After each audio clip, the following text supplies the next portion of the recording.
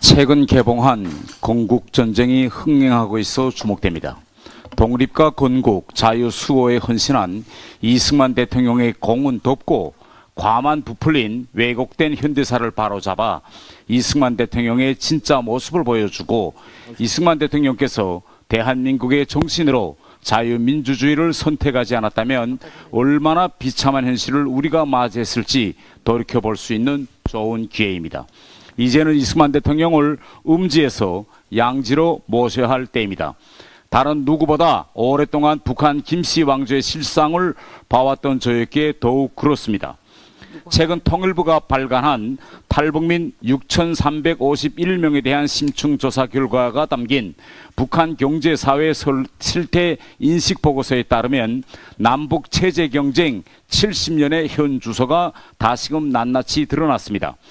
김정은 집권 이후 식량 배급을 받아본 적 없다는 응답자 비율은 72.2%였고 뇌물 공유 경험도 54.4%로 이전 24.2%보다 2배 가까이 늘었습니다. 월 수입의 30% 이상을 권력층에 수탈당한다는 응답도 41.4%로 조사됐습니다. 이번 조사는 전체 북한 주민에 대한 조사는 아니지만 그럼에도 공산주의에서 국민을 책임지는 배급제도가 완전히 무너졌으며 부패 지수는 2배 이상 늘어났고 국민 10명 가운데 4명은 권력층에 수탈당하고 있다는 우리의 자유민주주의 국가에서는 상상도 할 수 없는 일이 지금 뽀젓이 일어나고 있는 것이 북한입니다. 이승만 대통령이 없는 대한민국이었다면 지금쯤 우리도 김씨 일가에게 수탈당하는 비극적인 현실에 처할 수도 있었습니다. 이승만 대통령의 위대한 선택에 감사드리며 이번 영화 개봉이 이승만 대통령의 공을 제대로 평가할 수 있는 계기가 되었으면 바랍니다. 과방위 간사 박승중 의원입니다. 조작 방송을 남발하고 100억 적자를 초래한 민노총 언론노조 YTN 우장균 일당은 지분 매각 결정을 쌍수 들고 환영하라, 이런 내용입니다.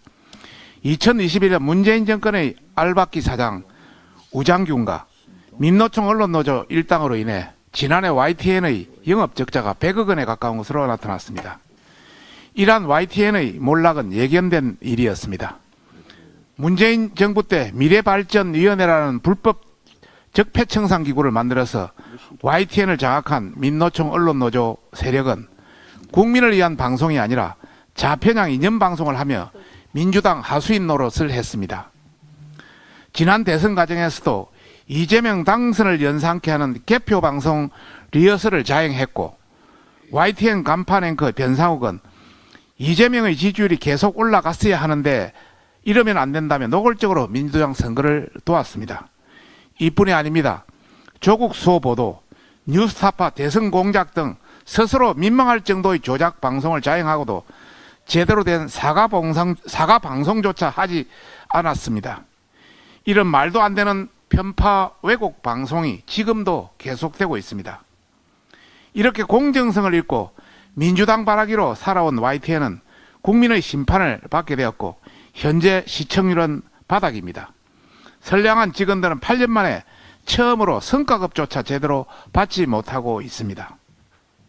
또한 YTN의 유진그룹 인수 결정은 문재인 정부 5년간 민노총 언론노조가 장악한 공영방송을 국민께 돌려드리는 시발점이라 할 수 있습니다. 늦어도 많이 늦었습니다. 만시지탄이며 더는 이 시대적 값을 늦출 수는 없습니다. YTN의 기존 지분을 민간에게 매각하는 것은 어느 정권도 하지 못한 진취적 조치라는 평가를 받고 있습니다. 특히 민노총 언론노조가 그렇게 염원했던 방송의 정치적 독립성을 지킬 수 있는 것이기에 아주 부합합니다. 쌍수 들고 환영해야 할 것입니다. 하지만 우장균과 민노총 언론노조 일당은 공영방송으로서의 역할은 내팽개쳤으며 정부의 지분을 매각하는 것이 마치 언론을 압박하는 것이냐 국민을 호도하고 있습니다. 참으로 이율배반적이고 위선적인 행태입니다. YTN을 장악한 민노총 언론노조와 우장균 일당에게 경고합니다. 문재인 정권의 호의를 받으며 불법 파업을 자행한 언론인을 가장한 조폭 패거리들이 무슨 낯짝으로 아직도 자리에 연연하고 있는 것입니까? 국민을 멀리하고 민노총 방송, 민주당 방송을 하며 특정 좌파 정권에 부역해 분에 넘치는 자리를 받았던 지난 세월을 석고대죄하고 지금 당장 사퇴할 것을 강력히 경고하는 바입니다. 원내부대표 정경희 의원입니다. 온 국민이 가족 친지들과 즐겁고 편안한 시간을 보내야 할 설 연휴에 더불어민주당 홍익표 원내대표가 방송에서 86운동권을 독립운동가와 동일시하는 망발을 저질렀습니다. 86운동권이 누굽니까? 대한민국의 온 국민이 함께 이룩한 민주화를 오롯이 자기네들이 이룩한 것인 양 행세하여 국회의원 배지를 달더니 386이 686이 되도록 30년 넘게 기득권을 움켜쥐고 국민 위에 군림해온 자들 아니겠습니까? 그런데 그들이 국가와 민족을 위해 모든 것을 희생하신 독립운동가 흉내를 내다니 기가 막히고 울분이 치밀어 오릅니다. 이러니 국민 여러분께 86운동권 출신 정치인들의 정체에 대해 말씀드리지 않을 수 없습니다. 이들의 도덕성은 하필이면 광주 5.18 민주화운동 전야제 날 새천년 NHK라는 술집에서 여성 종업원을 대동하고 술 마시고 춤까지 추다가 여성 의원에게 욕설을 퍼부었다는 사실에서 이미 그 바닥을 드러냈습니다. 당시 욕설을 한 국회의원은 며칠 전 방송에서 국민의힘 한동훈 비대위원장에게 땡땡한다는 험한 욕을 내뱉고도 사과를 거부했습니다. 그날 새천년 NHK에서 함께 술자리를 했던 또 다른 국회의원은 5.18 전야제 때 새천년 NHK 룸살롱에서 술 마셨다고 지탄을 받자 새천년 NHK가 룸살롱이 아니라 단란주점이라고 반박을 하기도 했습니다. 그런데 이 의원은 더불어민주당 당대표가 되기 위해 돈 봉투를 살포했다가 국민들로부터 쩐당대회라는 지탄을 받고 구속된 상태입니다. 이 민주당 전 대표의 공소장에는 그가 기업의 민원을 해결하고 뒷돈을 받았다고 적시되어 있습니다. 그가 기업인들의 민원 해결사 역할을 하며 총 7명의 사업가로부터 7억 6,300만 원의 불법 정치자금을 수수했다는 겁니다. 그런데도 그는 반성은커녕 도리어 정치 검찰을 해체하기 위해 옥중 창당이라도 하겠다며 2월 3일 광주에서 정치 검찰 해체당 발기인 대회까지 열었습니다. 그는 부인이 대독한 창당 선언문에서 제2의 3.1운동 깃발을 들고 윤석열 정권 퇴진의 선봉에 서겠다고 했습니다. 구치소에서까지 독립운동가 흉내를 내고 있는 것입니다. 이뿐입니까?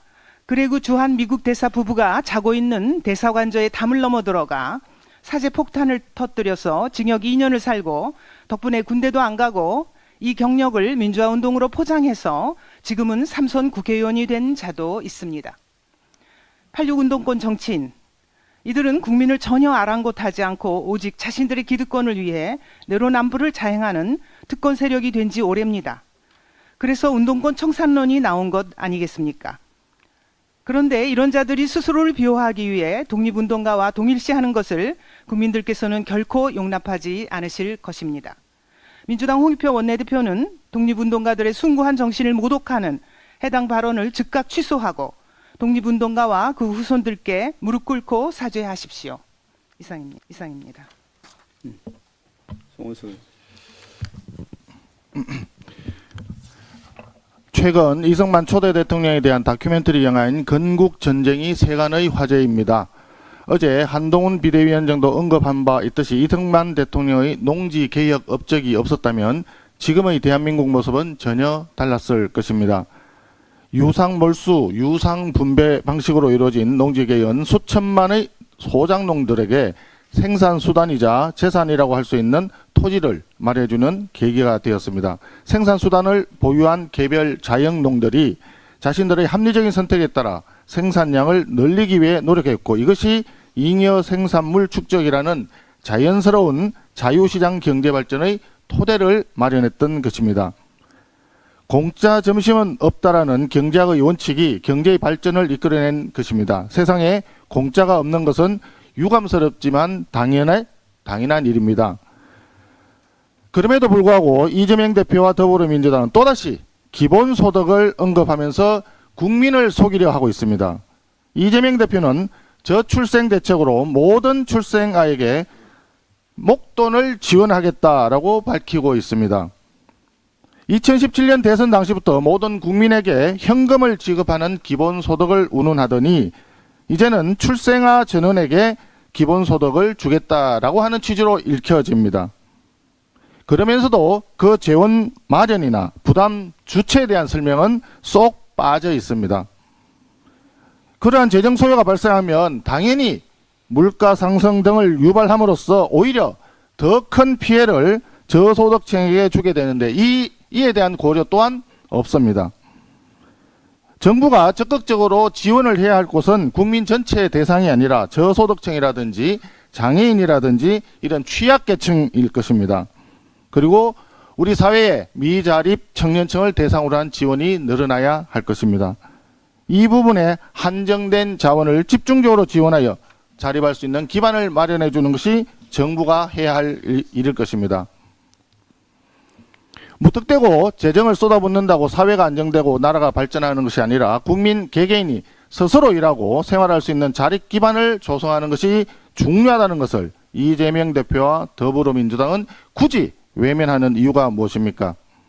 이재명 대표와 더불어민주당은 현실성 없는 빌공짜 공약으로 국민을 현혹하는 것을 당장 그만두고 과거 더불어민주당 정권에서 일어났던 부동산 정책, 경제 정책 실패에 대한 반성과 사죄부터 해야 할 것입니다. 우리 국민의힘은 저소득층과 취약계층 그리고 미자립 청년 등 어려운 국민에게 더 큰 힘이 되는 공약들을 개발하는 데 최선을 다하겠습니다. 또한 집권 여당으로서 국민 앞에 책임 있는 공약을 드릴 것입니다.